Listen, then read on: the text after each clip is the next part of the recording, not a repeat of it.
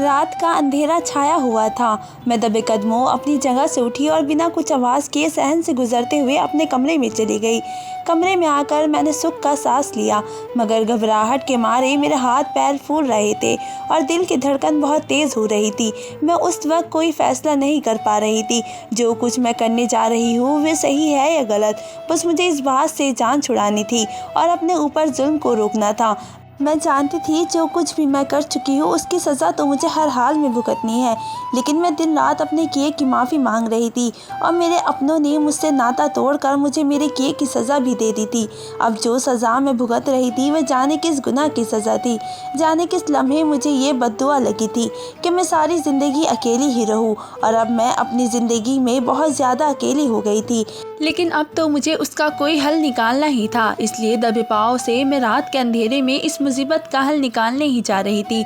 अगर किसी को भनक भी पड़ जाती कि मैं रात के अंधेरे में घर से बाहर निकली हूँ तो वो मेरी हड्डियाँ पसलियाँ एक कर दी जाती, लेकिन मैंने ये जोखिम भी उठा लिया था। कमरे में आकर मैं तेज़ी से काले रंग की चादर अलमारी से निकाली और जिससे रात को कोई मुझे देख न सके। मैं घर का पिछला दरवाज़ा आहिस्ता से खोलने लगी और दरवाज़ा इस तरीके से बंद किया कि वे बंद ना हो और देखने वालों को खुला हुआ ना लगे। गली में एक औरत खड़ी मेरी इंतज़ार कर रही थी। मेरा नाम मरियम है। शादी के बाद मेरी ज़िंदगी ऐसी गुजरेगी मैंने कभी सोचा नहीं था। शादी से पहले मैं अपने घर की लाडली थी। दुख और परेशानी क्या होती है इस चीज़ से मुझे कुछ भी कभी भी सामना नहीं हुआ था। मेरे 2 भाई थे और दोनों ही शादीशुदा थे। दोनों ही अपनी ज़िंदगियों में खुश और बिजी थे, लेकिन मुझे जैसे एक पल का चैन महसूस नहीं होता था।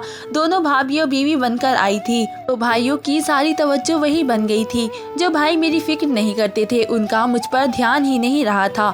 वे हमेशा अपनी बीवियों में ही लगे रहते थे कि उन्हें क्या चाहिए क्या नहीं, लेकिन उनकी बहन को जो चाहिए उन्हें इस बात की फिक्र ही नहीं थी। इसी वजह से मुझे अपनी भाभियों से भी नफरत होने लगी थी। बात बात पर मैं उन दोनों की बेइज्जती करनी शुरू कर देती थी और इस समय मेरी अम्मी मेरा पूरा साथ दे रही थी। उनके लाड और प्यार ने मुझे इस हद तक बिगाड़ कर रख दिया था कि मुझ में अब छोटे बड़े की तमीज़ भी खत्म हो गई थी। जो मैं चाहती थी मैं वही करती थी, जो भी मुंह में आता सामने वाले को बोल दिया करती थी और इस बात का ज़रा सा इल्म न करती थी कि सामने वालों की नज़रों में मेरी हैसियत क्या रह जाएगी। मैं तो बस अपनी अम्मी की शय पर दोनों भाभियों को उल्टी सीधी बातें सुना देती थी। दोनों भाभी अब मुझसे जलने लगी थी और इस घर से निकलने के लिए जतन करने लगी थी। दोनों भाई भी अपनी बीवियों के खाने में आकर मेरा रिश्ता तलाश करने लगे थे, क्योंकि मैं उन दोनों का घर में रहकर बहुत जीना हराम कर रखा था। जब भाइयों ने मेरे रिश्ते की तलाश शुरू करी तो मैंने घर में हंगामा शुरू कर दिया था, क्योंकि मैं शादी नहीं करना चाहती थी। लेकिन इस बार तो दोनों भाइयों ने भी ठान रखा था कि वे मुझे मेरे घर का ही करके छोड़ेंगे। उन लोगों ने अम्मी को समझा बुझा कर उन्हें भी अपनी तरफ कर लिया था। अब अम्मी भी मुझे समझाने लगती कि एक दिन तो तुम्हें अपने घर का होना ही है। मुझे ये डर था कि मेरे इस घर से दाना पानी उठ जाएगा, क्योंकि मैं दोनों भाभियों का अपने इशारे पर चलाना चाह रही थी और वे दोनों भी अम्मी की वजह से मुझे कुछ नहीं कह पाती थी। यही वजह थी कि मैं दिन पर दिन शेरनी होती जा रही थी। मेरी वजह से अक्सर घर में लड़ाइयाँ होती हुई नज़र भी आती थी और यही बात मुझे बहुत ज़्यादा सुकून देती थी। आज जब मैं ये सोचती हूँ कि उस वक्त जाने में कौन सी अपनी सोच में लगी हुई थी, मुझे कुछ भी समझ में नहीं आता है, क्योंकि आज मैंने सब कुछ महसूस कर लिया था। ये दुनिया अलग सी है। आज अपने किए पर मैं बहुत ज़्यादा रोती हूँ, लेकिन फिर भी मेरी की हुई गलतियाँ कभी छुप नहीं पाती है। लगता है कि दोनों भाभियों की बद्दुआ से मेरा पीछा पकड़ लिया है। इस वक्त मैं अपने ताकत के नशे में चूर दोनों को ज़रा सी बात पर जलील कर दिया करती थी, लेकिन मैं यहीं पर नहीं रुकती थी। अक्सर भाइयों के कान भी उनके खिलाफ भर दिया करती थी। छोटी सच्ची बातें मैं लगा दिया करती थी। ये नहीं सोचती थी कि ऊपर वाला भी मुझे देख रहा है। दोनों भाइयों की बहुत ज़्यादा कोशिश ने आखिरकार मेरी शादी कर दी और मैं शादी कर कर ससुराल गई और ससुराल के हालात इस कदर अच्छे नहीं थे। ज़िंदगी की ज़रूरत ही मुश्किल से पूरी हुआ करती थी। मुझे शादी के बाद उस वक्त पर बहुत गुस्सा आता था कि भाइयों को मेरा बोझ सर से उठा उठाकर फेंका है। अब मुझे अपनी गलती नज़र नहीं आती थी, मुझे तो बस अपने आप ही सही लगती थी और बाकी सब जालिम नज़र आते थे। लेकिन हकीकत ये थी कि मैंने अपने साथ खुद ही गलत किया था। न मैं भाई और भाभीियों की ज़िंदगी में इस कदर से जहर घोलती और ना ही मेरे साथ ये सब कुछ होता। शादी के बाद मेरी कोई फरमाइश पूरी ना होती तो मैं घंटे बैठकर रोया करती, क्योंकि मेरे पति का इतना हिसाब नहीं था कि वे मेरी बेतुकी फरमाइशों को पूरा कर सके। और यही बात मुझे अंदर ही अंदर खाती थी कि शादी से पहले तो मैं किस कदर मज़ा करती थी और शादी के बाद मेरे हालात कैसे हो गए थे। मेरे दोनों भाई अच्छा कमाते खाते थे, इसलिए मुझे वहाँ पर किसी चीज़ की कभी कोई कमी महसूस नहीं हुई थी। लेकिन ससुराल में तो मामला ही उल्टा था। मेरे पति तो घर के इकलौते कमाने वाले थे। घर में मेरे अलावा एक सास और एक नंद भी मौजूद थी। उसी वजह से वे जो भी कमा कर लाते थे वह सब घर में खर्चों में उठ जाया करता था और मेरे लिए कुछ भी नहीं बचता था। मेरी शादी से पहले मुझे बताया गया था कि मेरी नंद शादीशुदा है, लेकिन जब से मेरी शादी हुई थी मैंने उसे कभी भी अपने घर जाते हुए नहीं देखा था और ना ही मैंने कभी उसके पति को देखा था। मैं अक्सर अपने पति से अपने नंद की शादी के बारे में पूछती और ये भी पूछती थी कि वे यहाँ पर क्यों रहती है, तो वे कुछ नहीं बोलते थे और ना ही इस बारे में मुझे बताते थे। मुझे इस बात पर बहुत ही ताज्जुब लगा कि जाने नंद का पति कहाँ पर है, उसे लेने क्यों नहीं आता।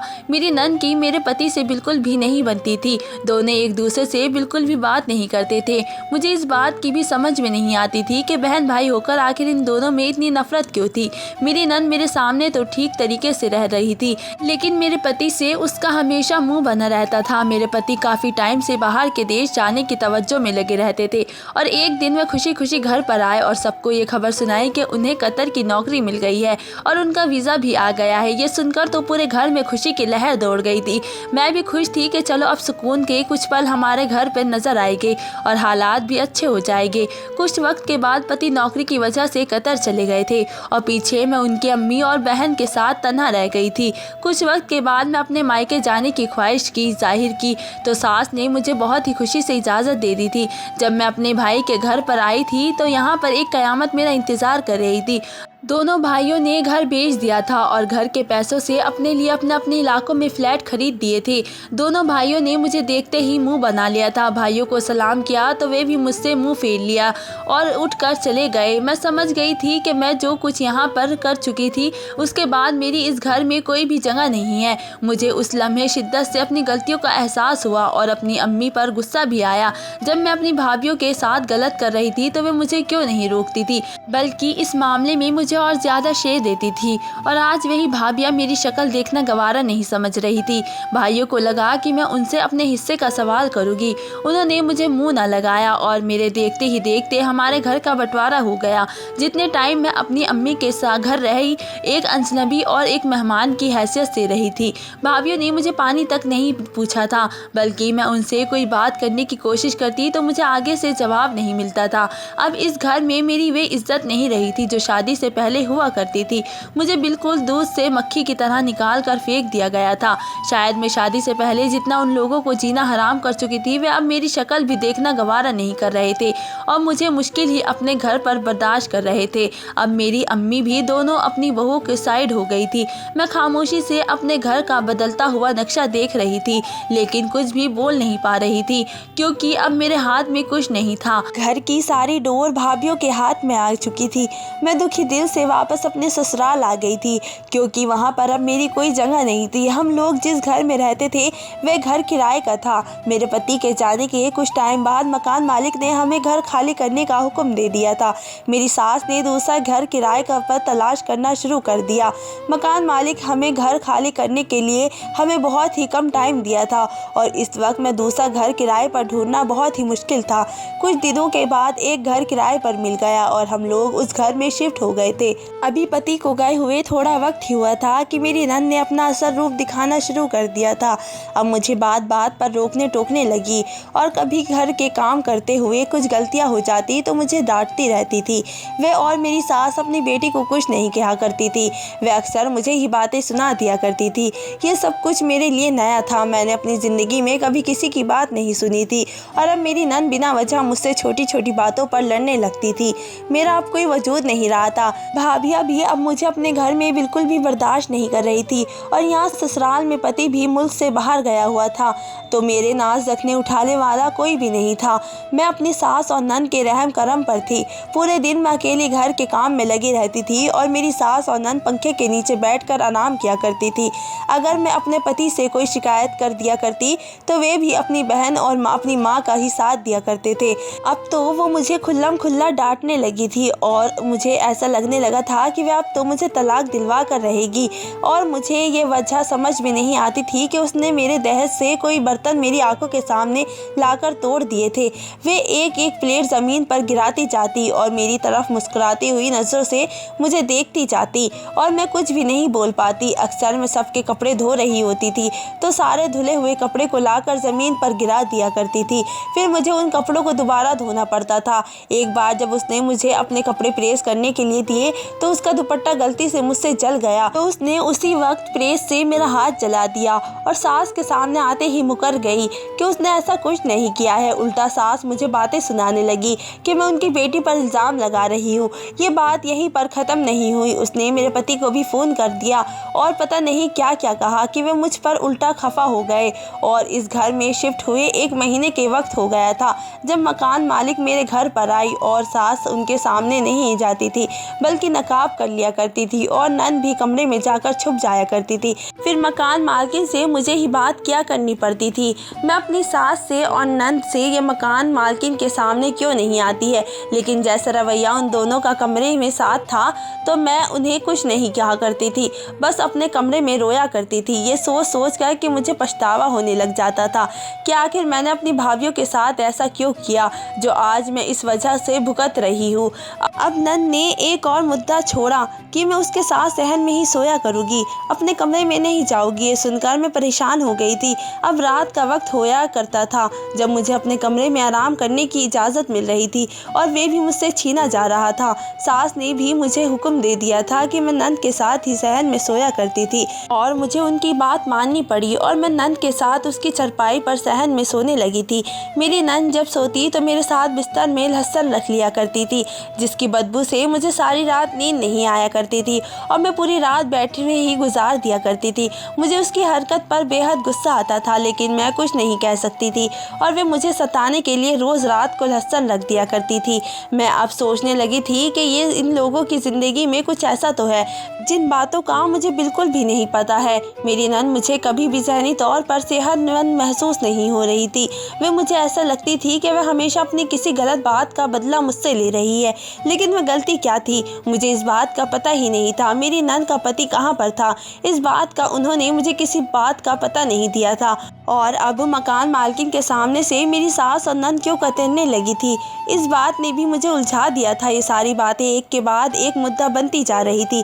जब से हम इस घर में शिफ्ट हुए थे तो वे कभी भी बाहर नहीं गई थी। ये पहली बार था कि वे यहाँ पर आकर घर से बाहर जा रही थी। मुझे अच्छी तरीके से घर का ख्याल रखने को कहकर वे दोनों घर से बाहर चली गई। उन दोनों के जाने के बाद मैं अपने कामों में लग गई थी। कुछ ही देर के बाद दरवाजे की घंटी किसी ने बजाई तो मैं अपने हाथ पोंछते हुए दरवाजे की तरफ गई। मुझे लगा कि मेरी सास और नंद आ गई है। मैंने जैसे ही दरवाज़ा खोल दिया, जब दरवाज़ा खोला तो सामने एक उम्र दराज औरत खड़ी थी। मैं उसे देखकर रुक गई थी क्योंकि मैं उसे बिल्कुल भी नहीं जानती थी। उसने मुझे बताया कि वह सामने वाले घर से आई है तो मैंने उसे घर में अंदर बुला लिया। वह घर के बाहर आकर सहन चारपाई में बैठ गई और उसने मुझसे पूछा कि अभी जो 2 औरत घर से बाहर निकली है वे तुम्हारी क्या लगती है। तो मैंने उन्हें बताया कि वे मेरी सास और नंद है। ये सुनकर उस औरत के माथे पर कुछ पसीना आने लगा था। उसने मुझसे कहा कि मेरी सास और नंद ठीक औरत नहीं है। उसकी औरत की ये बात सुनकर मुझे बहुत ज़्यादा हैरत हुई थी। अभी वह बात ही कर रही थी कि दरवाज़ा दोबारा से बजा। इस बार मेरी नंद और सास आई थी। वह औरत घबरा कर दरवाजे के पीछे जाकर छुप गई और मुझसे खामोश रहने का इशारा किया। जब मेरी सास और नंद कमरे में चली गई तो वह दरवाजे के पीछे से निकली और मुझे रात को मिलने के लिए कहा। फिर तेज़ी से घर से चली गई तो मैं रात होने का इंतज़ार किया और दबे कदमों से उस औरत से मिलने चली गई। फिर उस औरत ने जो मुझे बताया वह सुनकर तो मेरे कदमों तले ज़मीन निकल गई थी और मैं अपने दिल में फ़ैसला करती हुई घर वापस आ गई थी और वापस आकर अपने काम में लग गई। अभी रात के 8 बज रहे थे कि मेरी नंद ज़ोर ज़ोर से चिल्लाना शुरू कर दिया कि मैं उसके पास आकर लेट जाऊँ। वे बस मुझे तंग करना चाहती थी, जानती थी कि मुझे लहसुन की बदबू से नींद नहीं आएगी। मैं भी खामोशी से आकर लेट गई। कुछ देर तक मुझे जब नींद न आई तो मैं सहन में टहलने लगी, क्योंकि लहसुन की बदबू से मुझे बिल्कुल भी नींद नहीं आ रही थी। इतने में दरवाजे की घंटी किसी ने खटखटाई और मैंने जाकर देखा तो मकान मालकिन दरवाजे पर खड़ी थी। आज मैं उसे अंदर लेकर आ गई थी। मेरी नंद बेखबर सो रही थी और सास अपने कमरे में थी। जब मकान मालकिन अंदर घर में आई और उसकी नज़र मेरी नंद पर पड़ी तो ऐसे क़यामत टूट पड़ी थी कि वह बिखरे हुए शेर की तरह मेरी नंद की तरफ लपकी और उसे पूरे तरीके से उठा दिया। मेरी नंद नींद से घबरा कर उठी और मकान मालकिन को देखकर उसके होश उड़ गए और भाग कर अंदर कमरे में चली गई, जहाँ मेरी सास बैठी हुई थी। जब मेरी सास ने मेरी ननद को ऐसे देखा तो वे भी घबरा गई। मकान मालकिन मेरी ननद के पीछे उस कमरे में पहुंच गई तो मेरी सास भी मकान मालकिन को देखकर परेशान हो गई थी। मकान मालकिन ने पूरे घर में शोर उठा दिया था और चीख चीख कर उस घर से निकालने को लिए कहती थी। मेरी सास ने मकान मालकिन के सामने हाथ जोड़ दिए और कहा कि उनका बेटा कतर से आ जाए तो वे इस घर को छोड़कर चली जाएगी, अभी हमें घर से ना निकाला जाए। मकान मालकिन ये कहते हुए पैर पटक कर वहाँ से चली गई। असल में हकीकत ये थी कि मेरी नंद उस मकान मालकिन की पत्नी की दूसरी बीवी थी। मेरी नंद ने उसके पति को फंसाकर उससे शादी कर ली थी, लेकिन मेरी नंद अपनी अजीब और गरीब फितरत की वजह से उसे भी ज़्यादा दिन बर्दाश्त नहीं कर पा रही थी। वह शख्स पहले से शादीशुदा था और उसके 4 बच्चे भी थे, लेकिन मेरी नंद पर उस वक्त प्यार का भूत सवार था। उस शख्स की पहली बीवी को जब अपनी दूसरी बीवी के बारे में पता चला तो उसने एक क़यामत खड़ी कर दी थी और घर छोड़कर चली गई थी और अपने बच्चे भी साथ ले गई थी। इस तरह मेरी नंद उस औरत के घर पर बहुत ही ऐश से रहने लगी थी। लेकिन कुछ टाइम बाद मेरी नंद की लालची फितरत जाग गई और एक दिन वह अलमारी में घुसी हुई थी और वे उस वक्त उस औरत के जेवर मिले। मेरी नंद तो पहले ही अपने पति से तंग आई थी और उसके साथ नहीं रहना चाहती थी। फिर बस उसने वे सारे जेवर समेटे और उस घर में जो पैसा रखा हुआ था और वे घर लेकर आ गई और अपने पति से तलाक लेने का मुकदमा कर दिया था। जब मेरे पति को ये सब कुछ मालूम हुआ तो उसने मेरी सास और नंद को बहुत ज़्यादा समझाया, लेकिन उस वक्त दोनों की आंखों पर लालच की पट्टी बनी हुई थी। मेरी नंद ने उस आदमी से तलाक लेकर घर पर बैठ गई और इस तरह उसकी पहली बीवी वापस आ गई। उसने वापस आकर अपने जेवर ना पाए तो उसने मेरी नंद को मुकदमा कर दिया और इस तरह मेरी सास और पति को अपना वे घर रातों रात खाली करना पड़ा और तब से अब तक वे किराए के घर में मारी मारी फिर रही थी। मेरी नंद को कुछ टाइम बाद उसे अपनी गलती का एहसास हुआ तो उसने लालच क्यों किया, अपने पति से तलाक क्यों ले ली थी। फिर जब उसके भाई की शादी हुई तो वह हसरत की आग में जल रही थी। मेरे पति भी अपनी बहन को इन रवैयों का पता था, इस वजह से उससे बात करना पसंद नहीं करते थे। और जब मकान मालिक ने घर खाली करने के लिए कहा था तो मेरी सास ने ही घर किसी और के सहारे किराए पर लिया था, लेकिन वह नहीं जानती थी कि इस घर में मालकिन उनकी बेटी उनके पति की पहली बीवी है, जिसके जेवर चुरा कर वे भागी हुई थी। मैंने अपने पति को फ़ोन पर सारी बात बताई। वे इस कदर परेशान हुए कि वे अगले दिन टिकट करवा कर घर वापस आ गए थे। उन्होंने आते ही मेरी सास और नंद पर चीखना शुरू कर दिया था और मेरी सास से ज़बरदस्ती वे सारे जेवर निकलवा कर उस औरत को वापस देकर आ गए थे। इस तरीके से वे हमें अपने पुराने घर लेकर आ गए थे। ज़िंदगी में पहली बार मेरे पति ने अपनी माँ के सामने गलत का साथ नहीं दिया था, वरना वे हमेशा अपनी माँ की वजह से ही चुप हो जाया करते थे। मेरे पति मेरी नंद की शादी करना चाहते थे, लेकिन मेरी नंद कभी भी शादी नहीं करना चाहती थी, इसलिए उसने साफ इनकार कर दिया था। अब मेरी नंद मेरे साथ बदतमीजी करनी थोड़ी कम कर दी थी, लेकिन जब उसे दौरा पड़ता तो वे मुझसे बहुत ज़्यादा बदतमीजी से पेश आती थी। लेकिन मैं उसे कुछ नहीं कहती थी, क्योंकि मैं जानती थी जो कुछ मैंने अपने घर में कर चुकी हूँ वही अब मेरे साथ हो रहा है। मेरे पति ने मुझे इस मुसीबत से निकाला और खुद दोबारा बाहर के देश में चले गए। तो दोस्तों, आपको मेरी कहानी कैसी लगी मुझे कमेंट करके ज़रूर बताएं और प्लीज़ मेरे चैनल को सब्सक्राइब भी कर ले। धन्यवाद दोस्तों।